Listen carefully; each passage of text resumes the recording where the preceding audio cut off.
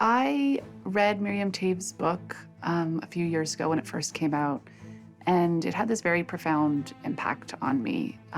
The book kind of seared through me, and it raised so many questions, both personally and in terms of the world that I live in.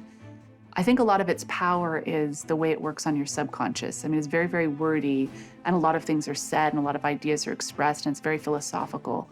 But it hit me on an emotional level. It made me feel like I was in the middle of 100 revelations at the same time.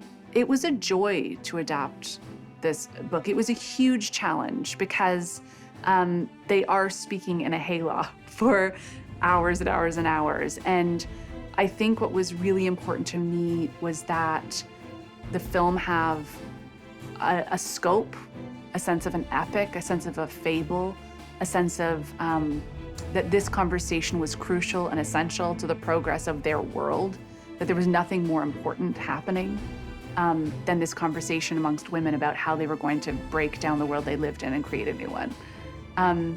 So I kind of was thinking visually from the very beginning with the adaptation, like in the script stage.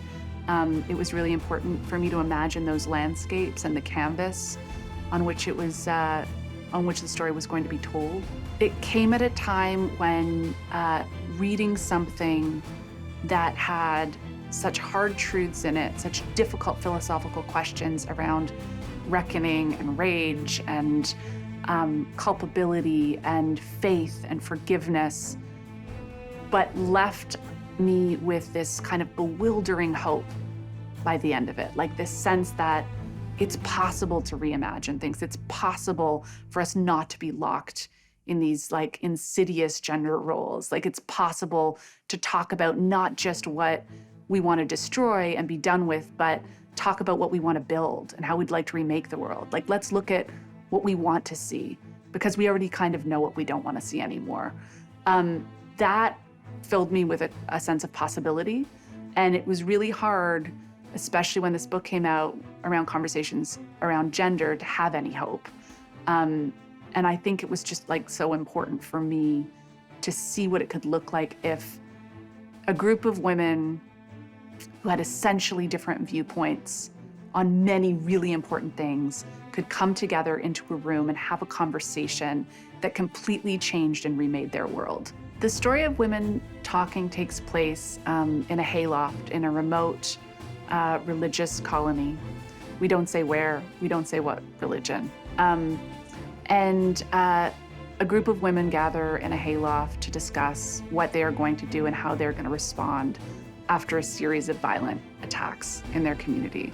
So it's about a group of women, many of whom disagree on very essential things, coming together to figure out whether or not they will do nothing, whether they will stay and fight, or whether they'll leave and create a new colony. Rooney brought an energy to the set that was so much like the energy that Ona brings into the room of women. She was an enormous source of compassion, empathy, an incredible container for the raw and difficult emotions that had to come up in that room. I think everybody felt supported by Rooney. I think everybody felt like Rooney was on their side. She's so unbelievably present as an actor. She's so alive and awake and willing to make herself vulnerable. She has no ego.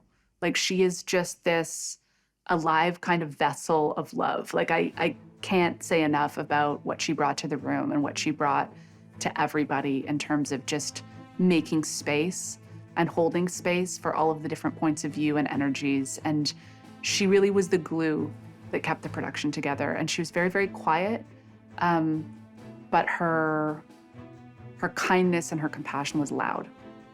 An amazing human being. Claire is just this ball of like energy and passion and crazy commitment. She's so precise.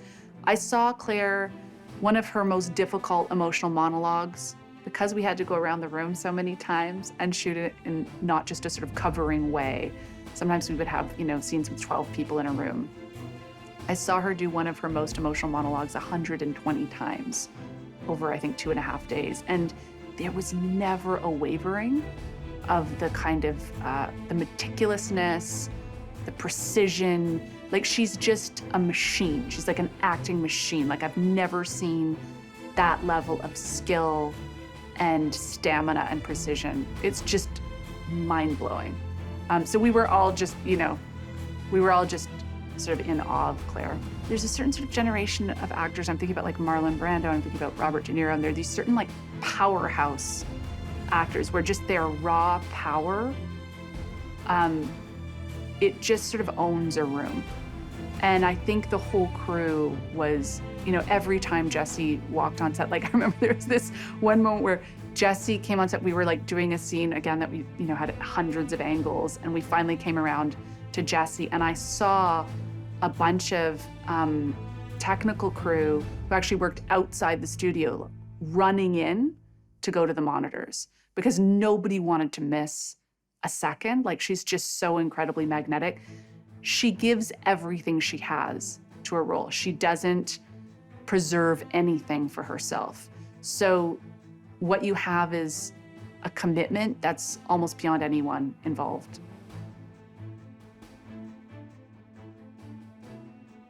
He is incredibly creative.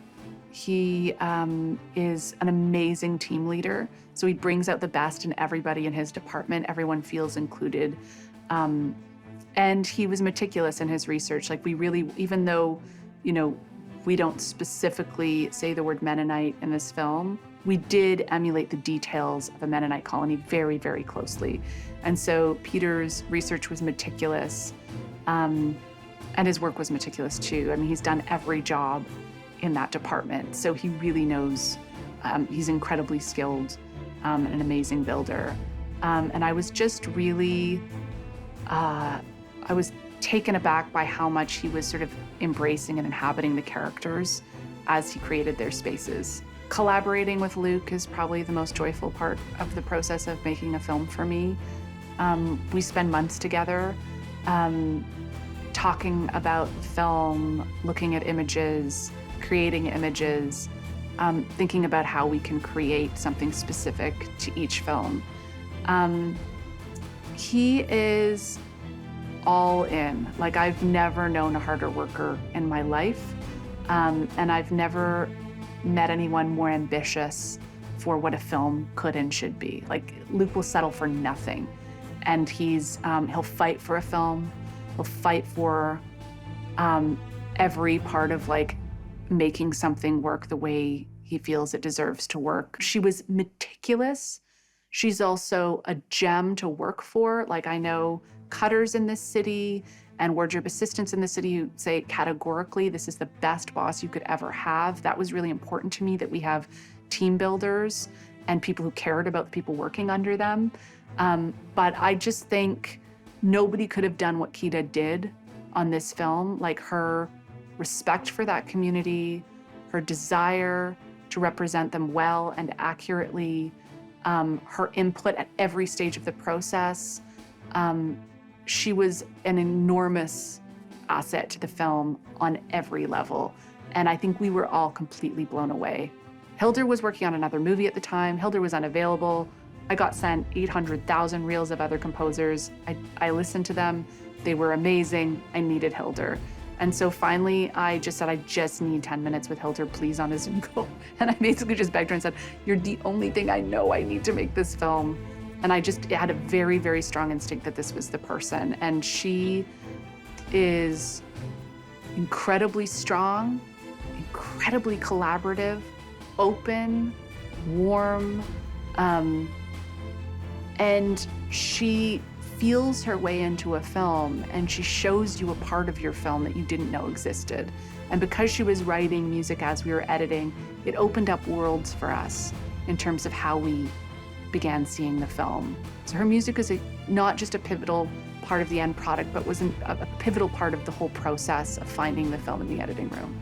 I think the most important thing this film has to contribute is, and that the book had to contribute, is that we're living in a time where there's a lot wrong, and there's a lot we have to change, there's a lot we have to tear down, there's a lot we know isn't working.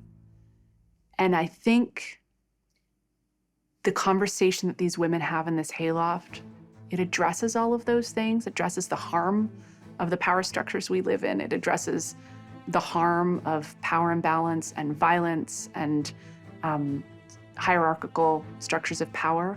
But it also offers a window into what it looks like when people who don't agree with each other on a lot of things come together and have to imagine a different world and another way forward.